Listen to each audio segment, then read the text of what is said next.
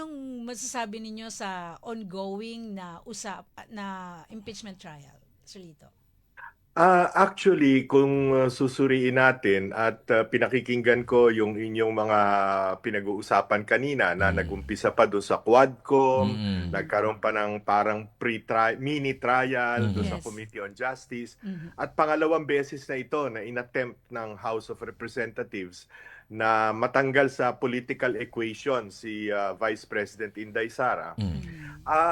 Ang tingin ko kasi rito, ito ay high-level conspiracy na simula't mula pa siguro noong 2023 ay pinlano na ng administrasyon na pinamumunuan ni Pangulong BBM kasama ang dating speaker ng House of Representatives na si Congressman Martin Romualdez, no? Kasi pag pinagtahi-tahi mo yung lahat ng kanilang ginawa, makikita mo na talagang sa pulmula ito ay pinlano. Whether sila ang nagplano o baka merong pang foreigner na kung sabi nga nung gagamitin ko na yung word na Rasputin kasi uso ngayon yung Romanov, di ba? Yes, yes, Yung, yes. yung Solito, Romanov, opo.